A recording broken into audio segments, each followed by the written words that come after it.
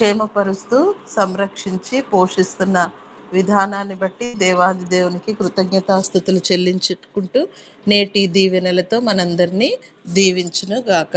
Amen amen. కూడి వచ్చిన అందరికీ మరొకసారి పేరు పేరున వందనాలండి. యాకోబ్ పాస్టర్ గారు వందనాలు, నాజరై పాస్టర్ గారు వందనాలు. రండి, మరి ప్రశస్తమైనటువంటి సమయం ఇచ్చున్నాము. వందనాలయ్య గారు. ఈరోజు మన మధ్యలో నాగలింగేష్ పాస్టర్ గారు ఉన్నారు, వాక్య సందేశాన్ని అందజేస్తారు. పాస్టర్ గారు వందనాలండి. 6:10 వరకు మీకు సమయం ఉంటుంది. వాక్య సందేశాన్ని అందించవలసిందిగా ఆహ్వానము. వందనాలు అక్క. ప్రార్థించుకుందాం. పరిశుద్ధ ప్రేమమైన దయగల తండ్రి, నాయన మీ నామనకు వందనాలు చెల్లిస్తున్నాం. ప్రేమించినటువంటి ఉదయకాల ప్రార్థన బట్టి వందనాలు. దయగల దేవా, మీరు మాట్లాడండి. వినగల చెవులను, గ్రహింపగల హృదయాలను మీరు మాకు ఇవ్వండి. నాయన మమ్మలను మీ పరలోక రాజ్యం చేర్చమని, ఇదిగో మీ పరలోక రాజ్యం చేరినంత వరకు మీ యందు కలిగి ఉన్నటువంటి విశ్వాసాన్ని ఏమాత్రము విడువక స్థిరంగా నిలిచినట్లు సహాయం దయచేయమని, మహిమ మీరు పొందుకోమని యేసు నామమున ప్రార్థిస్తున్నాం మా తండ్రి. ఆమెన్. నాకు ఈ అవకాశాన్ని ఇచ్చినటువంటి ధనరాజ్ పాస్టర్ గారికి, సహకరించినటువంటి డేవిడ్ రాజన్న గారికి క్రీస్తునామమున వందనాలు తెలియజేస్తున్నాను. అలాగనే ప్రియమైన దేవుని పెద్దలారా, మీ అందరికీ ప్రభు పేరట వందనాలు చెల్లిస్తున్నాను. వాక్యదానంలోకి వెళ్దాం. వాక్యదానం కంటే ముందుగా, ఎందుకంటే చివరిలో సమయం ఎలా ఉంటుందో తెలియదు కాబట్టి ఒక చిన్న ప్రేయర్ రిక్వెస్ట్. రీసెంట్గా ఒక 3 days ముందు ట్రాన్స్ఫర్ వచ్చింది.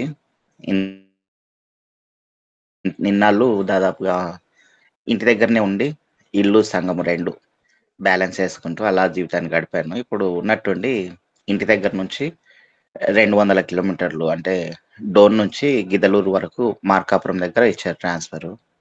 అయితే అది కొంచెం కష్టం అవుతుంది. ఆ సంఘాన్ని ప్లస్ ఇంటిని చూసుకుంటూ జాబుని చూసుకుంటూ గడపాలంటే కష్టం అవుతుంది మార్కాపురం వరకు. అంటే దానికోసమని, అంటే ట్రాన్స్ఫరు రీకన్సిడర్ చేసి ఇంకొక కొత్త ప్లేస్లోకి ట్రాన్స్ఫర్ వచ్చేటట్లు ప్రార్థన చేయవలసిందిగా నేను ట్రై చేస్తా ఉన్నాను పెద్దలతోటి. అయితే వీళ్ళందరినీ మించి కదా దేవుడు, కాబట్టి దేవుని యందు ప్రార్థనా పూర్వకంగా ఒకసారి నా కోసం కూడా మీరు చివరిలో ప్రేయర్లో జ్ఞాపకం చేసుకోగలరని ప్రభు పేరిట తెలియజేస్తా ఉన్నాను, విన్నవించుకుంటున్నాను. సరే, వాక్యదానంలోకి వెళ్దాం. వాక్యదానంలోకి వెళ్దాం. మనిషి అంటే సాధారణంగా పాతకాలంలో అంటే చిన్నప్పుడు పెద్దలు చిన్నలుగా ఉన్నప్పుడు వారి కాలంలో ఒక మనిషి గొప్పతనం గురించి చెప్పురా అంటే ఆయన చేసినటువంటి గొప్ప గొప్ప కార్యాలు, యుద్ధాలు. సాధారణంగా అప్పట్లో ఎవరైనా రాజుల కథలు చెప్పమంటే చెప్పేవాళ్ళు కదా. వెళ్ళి యుద్ధం చేసుకొని వచ్చాడు, పులిని చంపుకొని వచ్చాడు, మెడ మీద వేసుకొని వచ్చాడు, ఎలుగుబంటిని చంపాడు. ఇలాంటి గొప్ప గొప్పవి అంటే వాళ్ళు చేసినటువంటి సాహస కార్యాలు చెప్పుకుంటూ వచ్చేవాళ్ళు. ఆ తర్వాత కొద్ది రోజులకి ఇప్పుడు వారి గురించి గొప్పగా ఏమన్నా చెప్పరా అంటే, ఆయనకి ఇంత ఆస్తి ఉందిరా, ఇదిగో 100 కొద్ది ఎడ్లు, 100 కొద్ది ఆవులు, 100 కొద్ది గాడిదలు, 100 కొద్ది గుర్రాలు, 1000 కొలది, ఇలా అన్ని ఆస్తి ఎంతైతే పాడి పశువులు ఇందాక మనం చదువుకున్నాం కదా. ఆదికాండం 33వ అధ్యాయంలో యాకోబు గారు, నేను ఈ గొప్ప మందను, పశువులను, పిల్లలను వీటన్నిటిని ఒక్క దినం తోలుతగిన అవి చచ్చిపోతాయి, కాబట్టి ఏశావు గారు, ప్రభుడు అయినటువంటి ఏశావు గారు, మీరు ముందెళ్ళండి, నేను తర్వాత వస్తానని చెప్తాడు కదా. అలాగున అంటే ఎలా కొలిసేవాళ్ళంటే వారికి ఉన్నటువంటి ఆ గొప్పతనాన్ని కానీ, లేదంటే వారికి ఉన్నటువంటి ఆ స్థితిగతులని కానీ ఇలా పాడి పశు సంపద బేస్ చేసుకొని పొగిడేవాళ్ళు. పొగిడేవాళ్ళు లేదా గుర్తించేవాళ్ళు. ఆ తర్వాత కొద్ది రోజులకి వారు కలిగి ఉన్నటువంటి సంతానాన్ని బేస్ చేసుకొని పొగిడేవాళ్ళు. సంతానాన్ని అంటే ఎక్కువ మంది పిల్లలుండాలి. ఎక్కువ మంది పిల్లలుంటే వారికి ఒక గుర్తింపు వచ్చేది. వారికి ఒక గుర్తింపు. అంటే మా మా అమ్మ వాళ్ళని కూడా అంటే నేను చిన్నగున్నప్పుడు మా అమ్మ వాళ్ళని అడిగితే గంప నిండా పిల్లలుంటేనే రా మనకు ఆస్తి, నలుగురు పిల్లలుండాలి అన్నట్లు ఈ విధంగా చెప్పేదనమాట.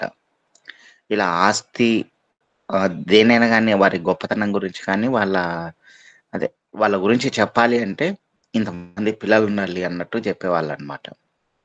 అలా ఒకప్పుడు ఇదంతా. ఇదంతా ఫార్వర్డ్ అవుకుంటూ వచ్చి ఇప్పుడెలా ఉందంటే పరిస్థితి, ఇప్పుడు నీ గొప్పతనం చెప్పురా అంటే, నా వాట్సాప్ స్టేటస్ ఇంతమంది చూసారు. ఇదిగో 100 మంది చూసారు, 1000 మంది చూసారు. నేను పెట్టిన స్టేటస్ ఇంతమంది లైక్ కొట్టారు. ఇదిగో ఇన్‌స్టాగ్రామ్‌లో నన్ను ఇంతమంది ఫాలో చేస్తున్నారు. ఫేస్‌బుక్‌లో నాకింతమంది ఫాలోయర్స్ ఉన్నారు. ఇవి చెప్పుకునే స్టేజ్‌లోకొచ్చేది. సోషల్ మీడియాలో అంటే తెలియని వ్యక్తులు కూడా వీరిని ఫాలో అవుతా ఉంటారు చూడు.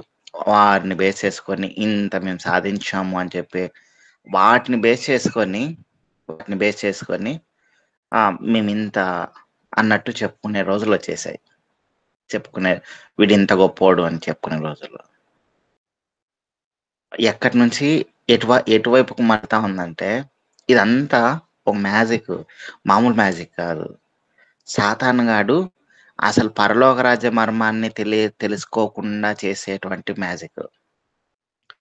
ఇదేం తప్పా అని అనుకుంటే అసలు పరలోక రాజ్య మర్మాన్ని ఏదైనా సరే పరలోక రాజ్యమును మర్మమును వివరించేదిగా ఉండి దాన్ని ఫాలో అవుతా ఉన్నారు అంటే ఓకే హ్యాపీ.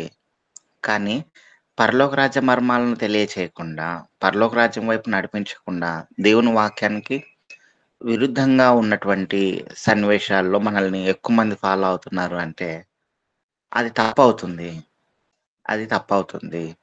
అది మనకే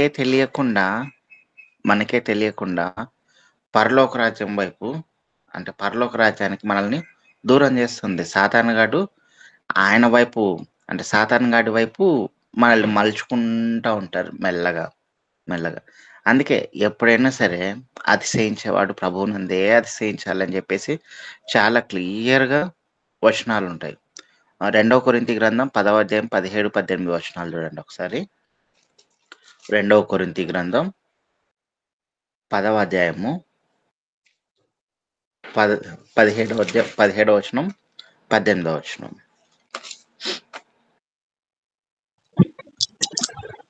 అతిశయించువాడు ప్రభువునందే అతిశయింపవలెను.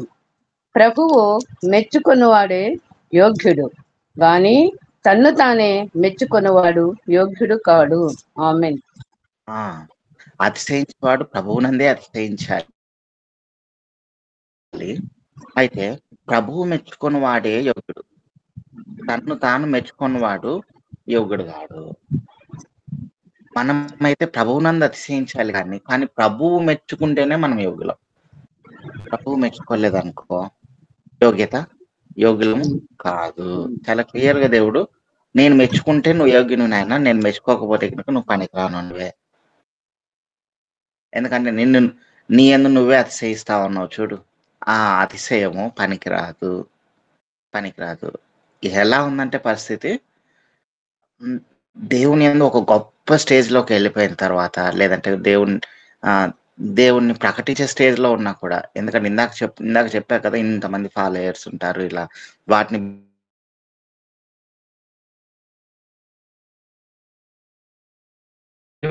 కొద్దిమంది కాపర్ల దగ్గర కూడా వచ్చింది. కొద్దిమంది ఎలా వచ్చిందంటే ఇక వాళ్ళు దేవుణ్ణి గొప్ప చేయడం కంటే దేవుణ్ణి గొప్ప చేస్తున్నాము అనే ఫీలింగ్‌లోనే ఉంటారు కానీ వారి గొప్పతనాన్ని చాటి చెప్పుకోవడానికి శాయశక్తులా ప్రయత్నాలు చేస్తా ఉంటారు. వారికే తెలియకుండా. వారే గుర్తించకుండా వారి గొప్పతనాన్ని వారే ప్రకటించుకుంటా ఉంటారు. ఇది పరలోక రాజ్యం వైపు నడిపించదు. దేవునికి అది ఇష్టం లేదు. అందుకే చాలా క్లియర్గా చెప్పాడు, అతిశయిస్తే ప్రభువునందు అతిశయించు, అయినా కూడా ప్రభువు మెచ్చుకుంటేనే నువ్వు యోగ్యునివి, లేకపోతే యోగ్యునివి కాదు. దేవుణ్ణి గొప్ప చేయని నీ ప్రవర్తన నిన్ను గొప్ప చేస్తే మాత్రం, అంటే నిన్నే గొప్ప చేస్తే మాత్రం నీ ప్రవర్తన అది మంచిది కాదు, ప్రమాదం. ప్రమాదం. నీ ప్రవర్తన దేవుణ్ణి గొప్ప చేస్తే నీకు మంచిది, నీ ప్రవర్తన నిన్ను మాత్రమే గొప్ప చేస్తే ప్రమాదం అనే విషయాన్ని చెప్పడానికి ప్రయత్నం చేస్తా ఉన్న వాక్యంలో. సరే, అతిశయించేవాడు, ప్రభువు మెచ్చుకునేవాడు మాత్రమే యోగ్యుడు, ఇక మిగతా వాళ్ళు అయోగ్యులు అని చెప్పే మాట చెప్తా ఉంది. ఆ తర్వాత ఒక వచనం చెప్తాను. యెషయా గ్రంథం 14వ అధ్యాయము 17వ వచనం. యెషయా గ్రంథం 14వ అధ్యాయం 17వ వచనం.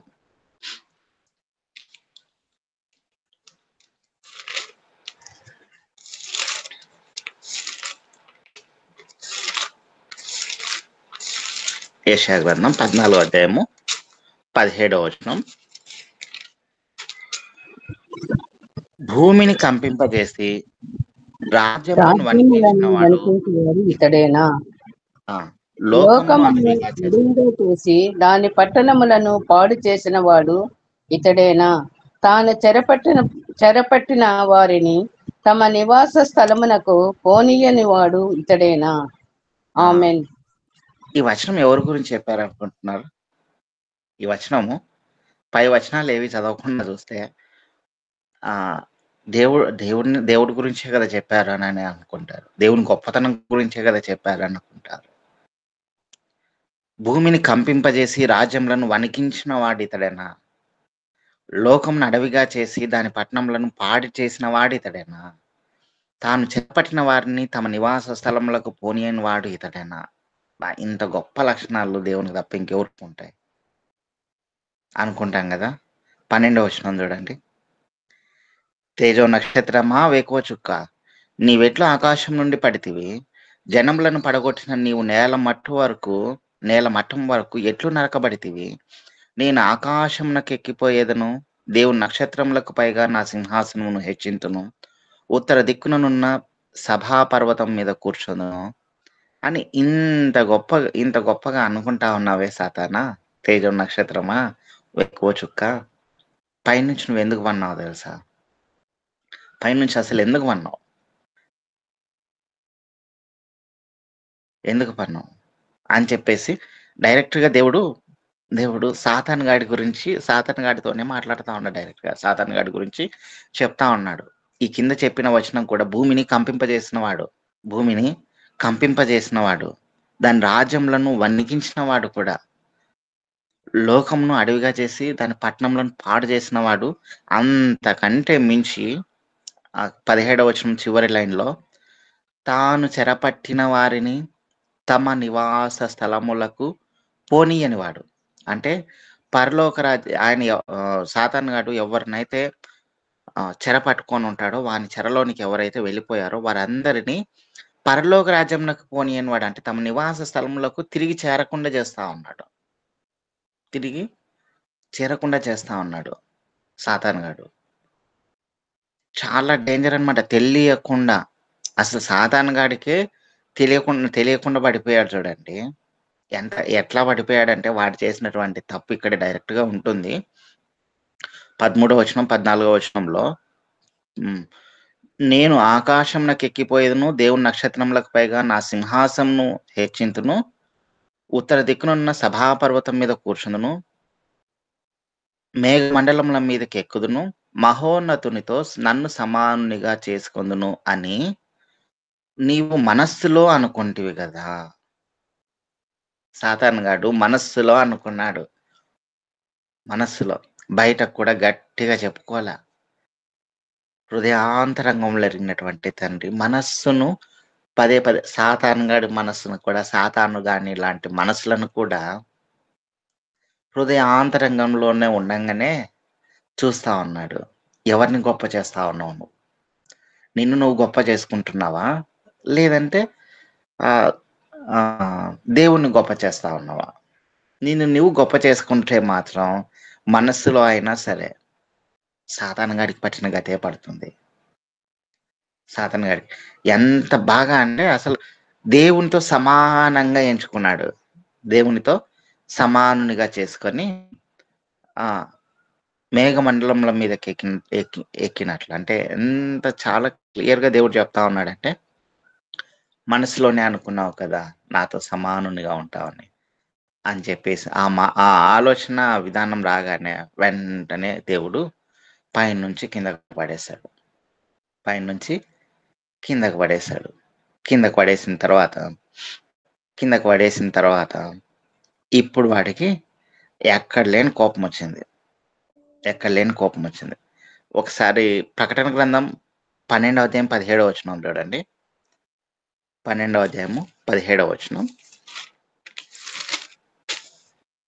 17వ వచనం. ప్రకటన గ్రంథం 12వ అధ్యాయం 17వ వచనం. అందుచేత ఆ ఘట సర్పము ఆగ్రహము తెచ్చుకొని, అంటే కోపం తెచ్చుకొని, ఇప్పుడు సాతాను గాడికి అందరి మీద ప్రేమ కాదు, మరింత కోపం వచ్చింది. ఎవరి మీదో తెలుసా?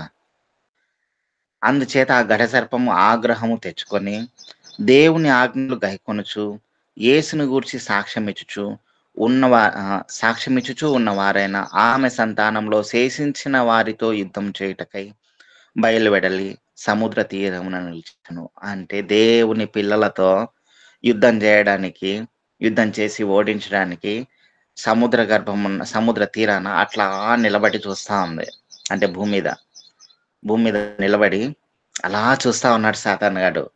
దేవుని పిల్లలతో యుద్ధం చేసి ఓడించాలి. దేవుని ఓడించలేకపోయాను. ఆ పైన ఉంటుంది స్త్రీ కన్న కుమారుణ్ణి ఓడించలేకపోయాడనేది. పైన 6వ వచనం 7వ వచనం అలా ఉంటుంది.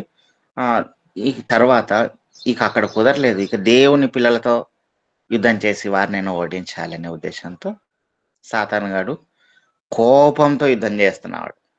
ఎంత డేంజరో తెలుసా? ఆ కోపం కూడా కనపడదు మనుషులకి, కాపరులకు కూడా కనపడకుండా మేనేజ్ చేసుకుంటూ ఉంటాడు. అంటే మనస్సులోనే ఇలా మనల్ని మనం హెచ్చించుకున్నాము అంటే టపీమని పడడం ఖాయం. చాలా అంటే డేంజర్ జోన్లోనే ఉన్నారు. అయితే కాపర్లైనా కావచ్చు, విశ్వాసులైనా కావచ్చు, డేంజర్ జోన్లోనే, అంటే ప్రమాదపు గడియల్లోనే ఉన్నాం. అలాంటప్పుడు మనం ఎలా అంటే, కొద్దిమంది పడిపోయిన వాళ్ళు ఉన్నారు. అలాంటి ఉచ్చులో పడిపోకుండా నిలబడినటువంటి వాళ్ళు ఉన్నారు. పడిపోకుండా నిలబడి దేవుని మహింపరిచినటువంటి వాళ్ళు ఉన్నారు. ఇంకొక 2-3 వచనాలు చూసి తర్వాత ఆ ఉదాహరణలు చెప్పుకుందాం. అంటే డైరెక్ట్గా దేవుడు ఒక మాట చెప్తాడు కదా. మత్తయి సువార్త 23వ అధ్యాయం 12వ వచనంలో ఒక మాట చెప్తాడు ఆయన. 23వ అధ్యాయము 12వ వచనంలో మనకు బాగా తెలిసినటువంటి వచనం, తన్ను తాను తగ్గించుకున్నవాడు హెచ్చింపబడను, తను తాను హెచ్చించుకున్నవాడు తగ్గింపబడను. ఇలాంటి సందర్భాలే అవి. అసలు గుర్తించకుండా హెచ్చింపబడడం, మనసులో మనకు కూడా తెలియకుండా హెచ్చింపబడిపోతాం. అలాంటి వారి గురించి చెప్తా ఉన్నాడు దేవుడు. అలాంటి వారి గురించే, మిమ్మల్ని మీరే గుర్తించుకోలేకుండా పెరిగిపోయారు, పడిపోతారా నాయన అని చెప్పేసి చాలా క్లియర్గా చూడండి. మత్తయి సువార్త 23వ అధ్యాయము మొదటి నుంచి చివరి వరకు 23వ అధ్యాయం 2వ వచనం చూడండి.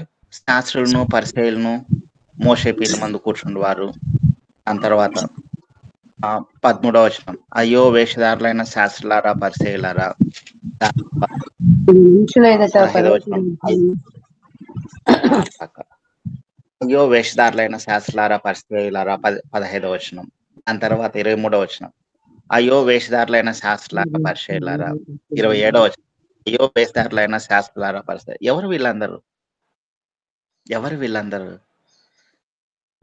దేవుడు ఇచ్చినటువంటి జ్ఞానాన్ని దేవుని జ్ఞానంగా వాడుకోక దేవుని మహింపరచడం విడిచిపెట్టేసి, అంటే దేవుని మహింపరుస్తున్నామనే ఫీలింగ్ లోనే ఉన్నారు, కానీ దేవుని మహిమను పక్కన పెట్టేసి వారికే తెలియకుండా ఇదిగో వారిని గొప్ప చేసుకోవడం మొదలు పెట్టారు.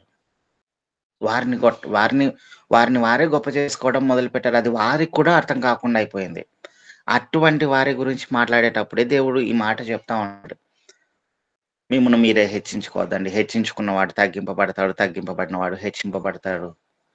అయ్యో శాస్త్రులారా, పరిసయ్యులారా, మీరు సున్నం కొట్టిన సమాధానం లోపల ఏముందో మీకు అర్థం కాకుంది. జాగ్రత్తగా ఉండండి. మీరు ప్రతి దాంట్లోనూ భాగం అడుగుతా ఉన్నారు, మీకు అర్థం కావటం లేదు, దేవుడు అడుగుతా ఉన్నది వేరు అని చెప్పేసి చాలా క్లియర్ గా దేవుడు చెప్పుకుంటూ వస్తున్నాడు. ఒకరిని విశ్వాసిగా మార్చడానికి మీరు లోకమంతా చూడతారు. ఒక మాట్లాడుతుంటాడు. 15వ వచనం చూడండి. 15వ వచనం.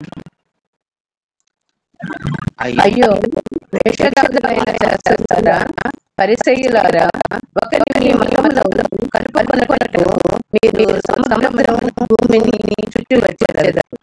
అతడు అలసినప్పుడు అతని వెనుక రెండంతలు నరకపాలుగా చేయుదురు. ఆమేన్. ఏం ఫీల్ అవుతా ఉన్నారు శాస్త్రులు, పరిచయులు?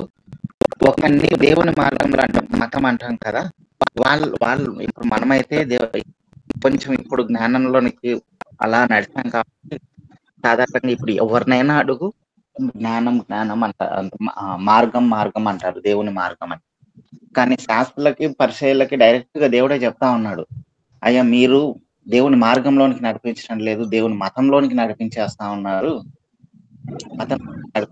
ఉన్నారు. మేము ఒకరిని మతంలోనికి, అంటే మీరు అనుకునే మార్గంలోనికి నడిపించడానికి భూమి మొత్తాన్ని చుట్టేసుకొని రమ్మన్నా కూడా వచ్చేస్తారు. అంతగా మీరు పనిచేస్తా ఉన్నారు. అయితే అతడు మీతో పాటుగా కలిసినప్పుడు అతన్ని మీకంటే రెండంతలుగా నరకపాత్రునిగా చేసేస్తా ఉన్నారు. నరకపాత్రునిగా మారుస్తా ఉన్నారు మీకే తెలియకుండా. దాన్ని బట్టి జాగ్రత్తగా ఉండండి. మీరు అన్నిటిలోనూ మొదటి స్థానాలనే ఆశిస్తా ఉన్నారు. అదే మాట చెప్తాడు చూడండి 3వ వచనంలో.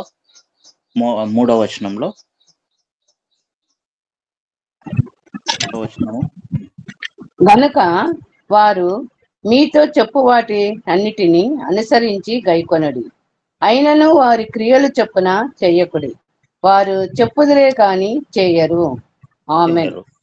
6వ వచనంలో అయితే, విందులలో అగ్రస్థానములను, సమాజ మందిరములలో అగ్రపీఠములను, సంత వీధులలో వందనములను, మనుషుల చేత బోధకులను పిలువబడటయు కోరుదురు. మీరైతే బోధకులను పిలువబడవద్దు. ఆ కింది వచనంలో ఉంటుంది డైరెక్ట్ గా.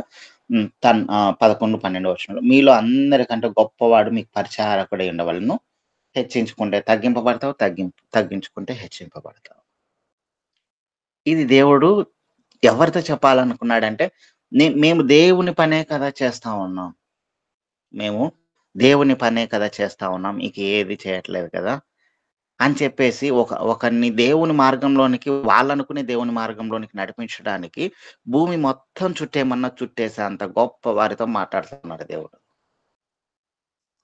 మీరు చేస్తున్నది తప్పు, లోపల ఉన్నది మీకు తెలియట్లేదు నాయన. సాతానుగాడు మీకే తెలియకుండా మిమ్మల్ని నరకానికి, ఇదిగో మిమ్మల్ని నమ్ముకున్న వారిని కూడా నరకానికి పాత్రలుగా మీరే చేస్తా ఉన్నారు. మిమ్మల్ని వాడుకొని సాతానుగాడు చేస్తా ఉన్నాడు.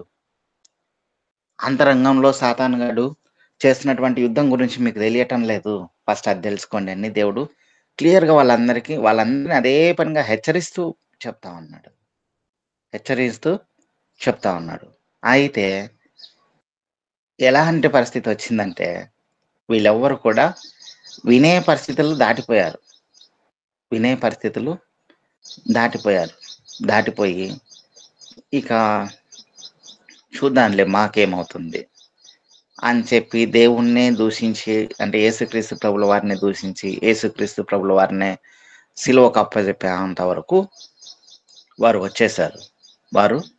వచ్చేసారు. అందుకే దేవుని కింద ఎలా ఉండాలంటే, దేవుడు హెచ్చిస్తాడు. 1 పేతురు పత్రిక 5వ అధ్యాయం 6వ వచనం. 1 పేతురు పత్రిక 5వ అధ్యాయం 6వ వచనంలో, దేవుడే హెచ్చించే రోజు ఒకటి వస్తుంది. అక్కడ ఏముంటుందంటే, దేవుడు తగిన సమయమందు మిమ్మల్ని హెచ్చించినట్లు ఆయన బలిష్టమైన చేతి కింద దీన మనస్కులై ఉండుడి. ఆ తగిన సమయంలో దేవుడు నిన్ను హెచ్చిస్తాడు. నువ్వేం చేయాలి? దీన మనస్సు కలిగి ఉండాలి. దీన మనస్సు కలిగి ఉండాలి. అప్పుడు దేవుడు నిన్ను హెచ్చిస్తాడు ఖచ్చితంగా. నువ్వు ఏది చేసినా సరే దేవునికి మహిమకరంగా చేయాలి. దేవుడిని మాత్రమే గొప్ప చేసేదిగా ఉండాలి. నిన్ను గొప్ప చేసుకునేదిగా ఉండకూడదు ఆ పని. నిన్ను కనపరుచుకునేదిగా ఉండకూడదు. దేవుని మాత్రమే గొప్ప చేసేదిగా ఉంటే అప్పుడు ఖచ్చితంగా దేవుడు ఆయన బలిష్టమైన చేతి క్రింద నువ్వు తగిన సమయంలో దేవుడు హెచ్చిస్తాడు. నిన్ను నువ్వు తగ్గించుకున్నావు కదా, ఖచ్చితంగా దేవుడు నిన్ను హెచ్చిస్తాడు.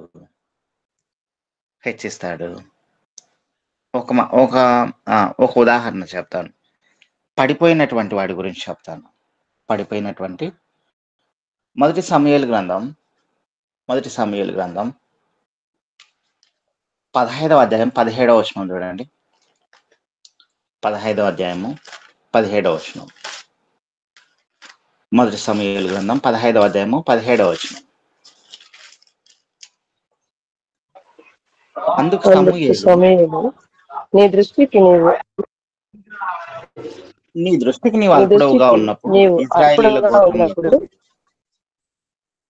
చదవక గోత్రములకు శిరస్సు వైపు యెహోవా నిన్ను ఇశ్రాయేలీయుల మీద రాజుగా అభిషేకించాడు. ఇక్కడ ఎవరి గురించి చెప్తా ఉన్నాడంటే మన అందరికి తెలిసిన విషయమే. దాదాపు సౌలు గారి గురించి చెప్తా ఉన్నాడు. అయ్యా సౌలు, ఇదిగో నిన్ను ఎప్పుడైతే నేను అల్పుడిని నువ్వు ఎప్పుడైతే ఫీల్ అయ్యి ఉండేవో ఆ రోజుల్లో దేవుడు నిన్ను ఇజ్రాయేలీయులకు శిరస్సుగా అంటే తలగా ఉంచాడయ్యా, తలగా ఉంచాడు. ఆ మాట చాలా క్లియర్ గా చెప్తాడు. నీ దృష్టికి నీవు అల్పుడవుగా ఉన్నప్పుడు, నీ దృష్టికి నేను అల్పుణ్ణి, అసలు ఏమి చేయలేను, నా వల్ల ఏం కాదని నువ్వు ఒకప్పుడు ఫీల్ అయ్యేవాడివి చూడు. అప్పుడు నిన్ను ఇజ్రాయేలీయులకు తలగా నేను ఉంచాను. అయితే ఇప్పుడు మాత్రం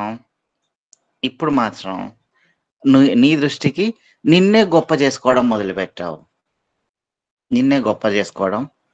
మొదలుపెట్టావు.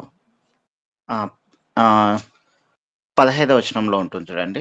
10వ వచనంలో అప్పుడు యెహోవాకు సమూయేలునకు ప్రత్యక్షమై ఇలాగ సెలవిచ్చెను, సౌలు నన్ను అనుసరింపక వెనుక తీసి నా ఆజ్ఞలను గైకొనకపోయాను గనుక అతనిని రాజుగా నిర్ణయించినందుకు నేను పశ్చాత్తాపపడుచున్నాను. దేవుడే ఏ అనుకోనైతే చూసి దేవుడు రాజుగా చేశాడో, సౌలు గారిని ఇశ్రాయేలీయులందరికీ శిరస్సుగా చేశాడో, ఆ తగ్గింపుదనం అంటే ఆయనే తగ్గించుకునే గుణం ఇప్పుడు కోల్పోయినందుకు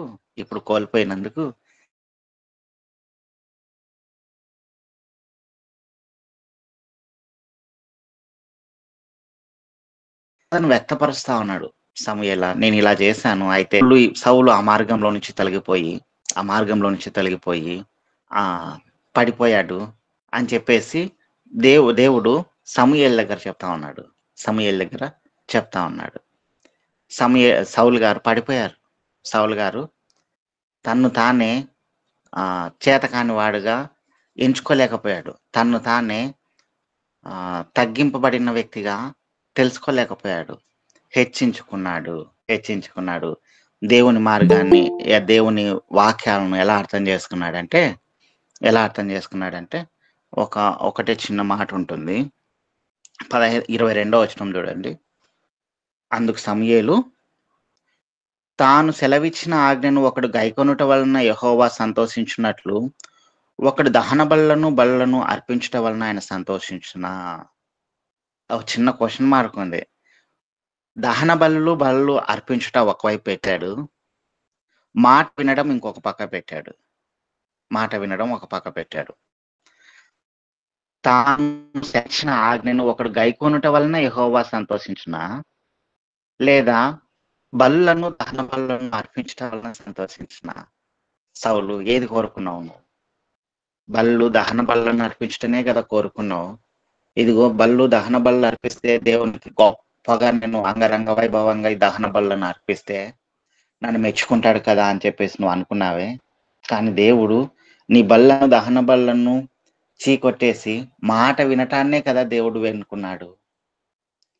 మాట వినడం మానేసి దేవుణ్ణి గొప్ప చేస్తున్నానని నీ ఫీలింగ్ తోటి నిన్ను నువ్వు అక్కడ కనపరుచుకుంటున్నావు కదా, అది దేవుడికి నచ్చలేదు. అది దేవుడికి నచ్చలేదు. దహన బలుల కంటే మాట వినడాన్ని ఆయన ఎక్కువగా ఇష్టపడతా ఉన్నాడు. మాట విని ఆయన ఆజ్ఞానుసారంగా నడుచుకునే బిడ్డలను ఆయన ఇష్టపడతా ఉన్నాడు. అది నువ్వు తప్పిపోయావు. అది నువ్వు తప్పిపోయావు. ఇక నిన్ను రాజుగా ఉంచలేము అని చెప్పే మాటలు ఆ కింద దేవుడు ఆ సమూయేలు ద్వారా తెలియపరుస్తాడు అనమాట. తెలియపరుస్తాడు. ఇలా సౌలు గారు కూడా తెలియలేదు. సౌలు గారు కూడా గుర్తించలేకపోయారు. సాతాను గాడు అదే విధంగా అందరికీ మాయాజాలం అంటే ఆ గుణాన్ని దూరం చేశాడనమాట. గుర్తించే గుణాన్ని మనం ఎప్పటికప్పుడు తేరుకోవాలి. ప్రతి విషయంలో పరిశీలించి పరిశోధన చేసి ఓకే చేస్తున్నది దేవుని చిత్తమే అని చెప్పే ఉద్దేశంతో మన ప్రయత్నాలు ఉండాలి, మన ప్రవర్తన ఉండాలి. దేవుని చిత్తం కాదు, వ్యతిరేకంగా వెళ్తా ఉన్నాను అనిపిస్తే మాత్రం వెంటనే వెనక్కి తగ్గాలి. అప్పుడే హెచ్చింపబడతావు.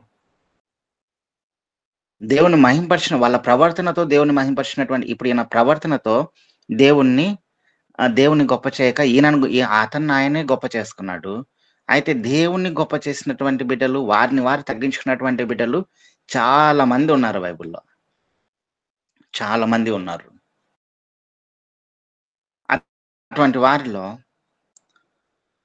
కొద్ది మంది గురించి చెప్పాలంటే దానియేలు గారు, ఆయన రాజ్యపు సింహాసనం మీద ఇంకా ప్రధానమంత్రిగా ఆడ కూర్చున్నప్పుడు కూడా దేవుణ్ణి తప్ప పక్కనున్నటువంటి రాజును కూడా మహింపరచలేదంటే దేవుని కంటే ఎక్కువగా మహింపరచలేదు. ఆయనకి ఇచ్చే విలువ ఇచ్చాడు రాజుగారికి, కానీ దేవుని స్థానాన్ని మాత్రం, దేవుణ్ణి గొప్ప చేయడం మాత్రం ఎక్కడ కూడా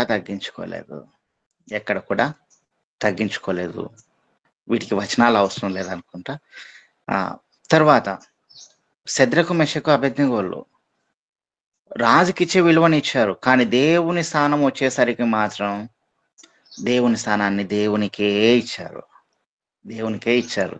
ఎటువంటి పరిస్థితుల్లో దేవునికి వ్యతిరేకంగా వెళ్ళే ఉద్దేశం వారికి లేనే లేదు. ఒకవేళ స్త్రీలను బట్టి కావాలంటే రూతు గారు దేవుని స్థానాన్ని గొప్ప చేసింది తప్పితే ఆమె ప్రవర్తనను బట్టి నయోమిని హత్తుకొని ఆమె ప్రవర్తన ద్వారా దేవునికి వ్యతిరేకంగా వెళ్ళలేదు. దేవుని మహిమను తగ్గించినదిగా బ్రతకలేదు. దావీదు గారు అంతే, అబ్రహాం గారు అంతే, ఇంకా యోసేపు గారు కూడా అంతే. ఆయన కూడా ఒక ప్రధాన మంత్రిగా ప్రధాన స్థానంలో ఉన్నాడు. అయినా కూడా దేవుణ్ణి మాత్రమే మహిమపరుస్తూ బ్రతికాడు. ఇదే దేవుడు చెప్తా ఉన్నది. తగిన సమయమందు తగిన సమయమందు దేవుడు హెచ్చించలాగున ఆయన బలిష్టమైన చేతి క్రింద దీన మనస్కులై ఉండాలి. తెలియకుండానే పాపంలో పడిపోతాం. దేవుని సేవనే చేస్తా ఉన్నాంలే అనుకుంటాం, దేవుణ్ణి గొప్ప చేస్తున్నాంలే అనుకుంటాం. కానీ తెలియకుండానే మన గొప్పతనం ఎక్కడో బయటపడతా ఉంటది. దాన్ని తగ్గించుకోవాలి. అలా తగ్గించుకున్నప్పుడు మాత్రమే దేవుడు హెచ్చించడానికి ఎల్లవేళలా ఇష్టపడతాడు. ఇంకా డైరెక్ట్గా ఇంకొక మాట చెప్తాను. ఆయన ఎంతగా దేవుణ్ణి మహింపరిచాడు అంటే యోహాను సువార్త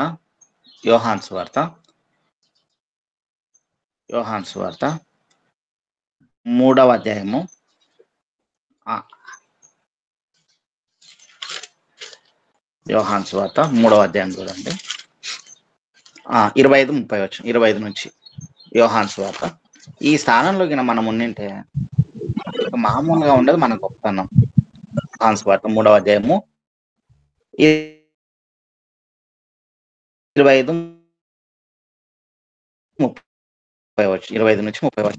గురించి యోహాను యోహాను శిష్యులకు ఒక యూదునితో వివాదము పుట్టెను. కనుక వారు యోహాను వద్ద నీతో కూడా ఉండను, నీవెవని గురించి సాక్ష్యం ఇచ్చితవో ఇదిగో ఆయన బాప్తిసం ఇచ్చుచున్నాడు, అందరూ ఆయన ఎద్దకు వచ్చుచున్నారని అతనితో చెప్పారు. అందుకు యోహాను ఇట్లనెను, తనకు పరలోకం నుండి అనుగ్రహింపబడితేనే గాని ఎవడనూ ఏమీ పొందనేరడు. నేను క్రీస్తును కానియు ఆయన కంటే ముందుగా పంపబడిన వాడనే అనియు చెప్పినట్లు మీరే నాకు సాక్షులు. పెళ్లి కుమారుడు చాలక 30 వచనంలో ఆయన హెచ్చవలసి ఉన్నది, నేను తగ్గవలసి ఉన్నది. అసలు యోహాను గారి పరిస్థితి తెలుసా? యోహాను గారి పరిస్థితి వందల కొద్ది వేల కొద్ది శాస్త్రులను, పరిచయులను, అక్కడ ఉన్నటువంటి దీనులను, సుంకరులను అందరినీ పాపం చేసే ప్రతి ఒక్కరిని గట్టిగా, ఇదిగో ముస్కర జనాంగమా మీరు పాపం చేసి పడిపోతా ఉన్నారు, వచ్చి బాప్తిసం తీసుకోండి, అప్పుడే బ్రతికింపబడతారు, లేకపోతే చచ్చిపోతారు, గొడ్డలి వేరున పెట్టబడి ఉన్నది అని చెప్పేసి గట్టిగా అందరికీ ప్రకటించినటువంటి వాడు. గట్టిగా ప్రకటించి అందరూ వరుస పెట్టి బాప్తిసం కోసం వచ్చారు. ఇప్పుడు ఆయన శిష్యులు అడుగుతా ఉన్నారు, అక్కడ యేసుక్రీస్తు ప్రభుల వారు ఉన్నారు, ఇక్కడ మీరున్నారు, మేము ఎవరు వెంట వెళ్ళాలి అని అడిగితే ఆయన హెచ్చవలసి ఉన్నది, నేను తగ్గవలసి ఉన్నది అని చెప్పే గొప్ప మాట డైరెక్ట్ గా మాట్లాడాడండి. వందల కొద్ది వేల కొద్ది మనుషుల మధ్య యేసుక్రీస్తు ప్రభుల వారి చెప్పుల వారు విప్పుటకైనా నాకు అర్హత లేదు. ఆయన మాత్రమే హెచ్చవలసి ఉంది, నేను తగ్గవలసినటువంటి వాడిని ఉన్నాను. ఆయన మాత్రమే పరలోక రాజ్య కుమారుడు, నేను ఆయనను అనుసరించాలి. ఈ గొప్పతనం రావాలి మనుషులకు, ఇక్కడ ఉన్న సంఘ కాపరులకు కానీ విశ్వాసులకు కానీ. దేవుణ్ణి గొప్ప చేయాలి, మన ప్రవర్తన దేవుణ్ణి గొప్ప చేయాలి. దేవుణ్ణి గొప్ప చేశాము అంటే ఆటోమేటిక్గా యోహాను గారు చనిపోయినప్పుడు ఆయన కన్నీళ్లతో ప్రార్థన చేశాడు. యేసుక్రీస్తు ప్రభుల వారు కన్నీళ్లతో ప్రార్థన చేశారు. ఎందుకు కార్చారు అంటే, ఇదిగో ఇంత గొప్ప ప్రవర్తన నాకు ముందుగా దీపం వెళ్ళి మొత్తం మార్గంలన్నీ సరళం చేస్తున్నది అంటారు కదా. అలాంటి యోహాను గారు, ఇదిగో ప్రవక్త అయినటువంటి యోహాను గారు చనిపోయారే అని చెప్పేసి కన్నీళ్లు కార్చారు. అలాంటి ప్రవర్తన రావాలి మనకి, తగ్గించుకునేటువంటి ప్రవర్తన, దేవుని మాత్రమే గొప్ప చేసేటువంటి ప్రవర్తన. వేల కొలది బాప్తిసం తీసుకోవడానికి ఎదురుగా ఉన్నారనుకో, మన పరిస్థితి ఏంటి? ఎక్కడ లేని గర్వం మనకు తెలియకుండా ఒక మూలన పడి ఉంటుంది. అది సాతాను గాడు దాన్ని రేపుతాడు. దాన్ని రేపకముందే మనం జాగ్రత్త పడాలి. అలా ఒకవేళ మనం చేయలేదనుకో, యెషయా గ్రంథం 42వ అధ్యాయం 8వ వచనం ఒకసారి చూడండి. యెషయా గ్రంథం 42వ అధ్యాయం 8వ వచనం ముగించేస్తాను. యెషయా గ్రంథం 42వ అధ్యాయము 8వ వచనం. ఎందుకు ఇంతగా చెప్పాల్సి వస్తుందంటే,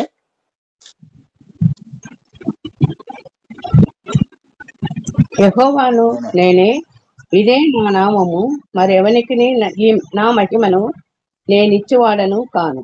నాకు రావలసిన స్తోత్రమును విగ్రహములకు ఉండనీయను. ఆమేన్. నేనే, ఇదే నా నామం, మరి ఎవరికి నా మహిమను నేను ఇయ్యను. నాకు రావాల్సిన స్తోత్రం విగ్రహాలకు అస్సలు అని చాలా క్లియర్ గా చెప్పాడు. ఆయన మహిమ ఆయనకు కావాలంటే, ఆ మహిమను వేరే వాళ్ళకే కాదు కదా, విగ్రహాలకే కాదు కదా, నీకు ఆపాదించుకున్నా కూడా నేను ఒప్పుకోను.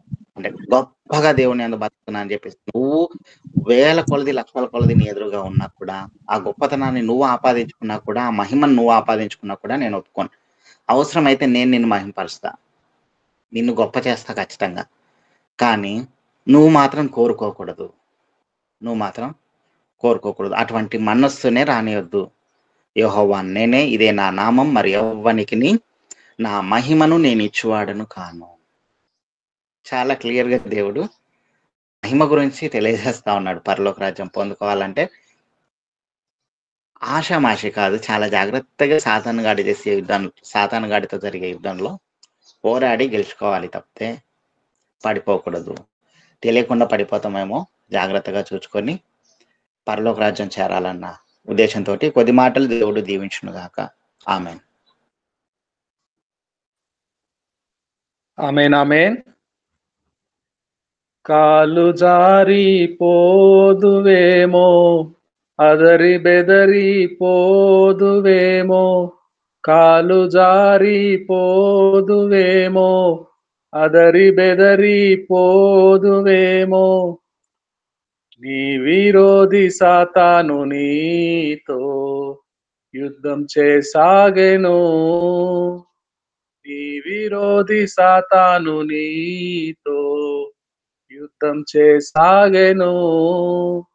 ఓ విశ్వాసి నీవు మెలకువగా ఉండుమా ఉండుమా, ఓ సేవకా నీవు మెలకువగా ఉండుమా ఉండుమా. అప్పుడు అపవాది ఆగ్రహంతో అంటే కోపముతో దేవుని పిల్లలను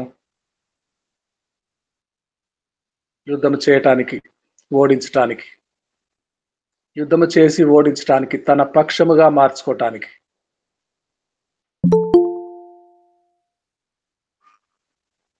పూనుకుంటాడు.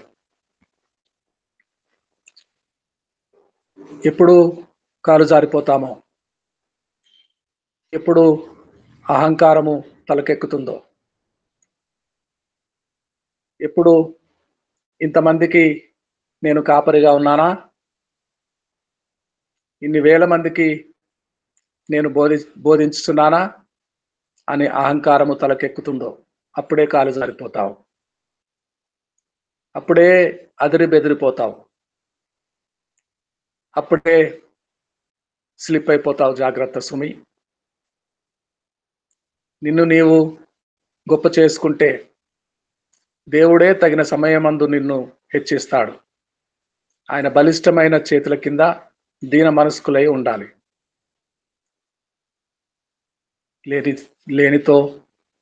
లేని ఎడల మనకు తెలియకుండానే మనసులో అనుకున్నాడట అపవాది.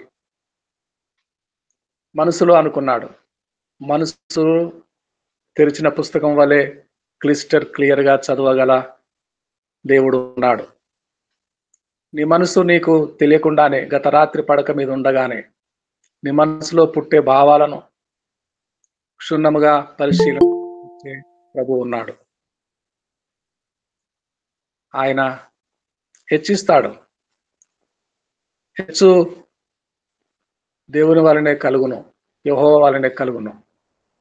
కొమ్ము ఎత్తకుడి, కొమ్ము ఎత్తకుడి, కొమ్ము ఎత్తకుడి. కొమ్ము ఎవరి కొమ్ములు వారు ఎత్తుకుంటున్నారు. విశ్వాసులు, సేవకులు, వర్షిప్ లీడర్స్, గాయకులు, గాయనిమనులు, ఎవరి కొమ్ము వారు ఎత్తుకుంటున్నారు. పడిపోయిన స్థితిలో, కాలు జారిపోయే స్థితిలో పాతాళమునకు దిగిపోతారు. ఇంత సేవ చేస్తే ప్రయోజనమేమి? ఒకప్పుడు అంటాడు, మీరెవరో నాకు తెలియదు, పోండి, నేను మిమ్మను ఎరగను. అయ్యో ప్రభువా, అయ్యో ప్రభువా, అయ్యో ప్రభువా, ఇంతమందికి బాప్తిస్మాలు ఇచ్చానా, ఇంత సేవ చేశానా, 40 ఏళ్ళు 50 ఏళ్ళు, ఆఖరికి నా గతి పడిపోయిన పాతాళము నా గతి. నీ గతి ఏమవునో తెలుసుకో. తగిన సమయమందు దేవుడు నిన్ను తప్పక హెచ్చిస్తాడు. అంతవరకు ఆయన బలిష్టమైన చేతుల కింద నమ్మకముగా నిన్ను నీవు తగ్గించుకొని ఉండాలి మిత్రమా. నిన్ను నీవు తగ్గించుకొని ఉండాలి ఓ విశ్వాసి, ఓ సేవక, ఓ దైవజనుడా. చక్కని హెచ్చరిక మాటలు విన్నాము. వలన మనలను హెచ్చరించిన నాగలింగేష్ గారి కొరకు ప్రార్థన చేద్దామా? గ్రేస్ మనోరంజనమ్మ గారు క్లుప్తంగా ప్రార్థన చేయండి. గ్రేస్ మనోరంజనమ్మ గారు సహోదరులు కోరినట్టుగా వారు బ్యాంక్ ట్రాన్స్ఫర్, వారు పనిచేస్తున్న బ్యాంక్ ట్రాన్స్ఫర్ 200 కిలోమీటర్ల దూరము వేశారు. సంఘము చూసుకొనుట చాలా కష్టమవుతుంది. వారికి అనుకూలమైన స్థానములో,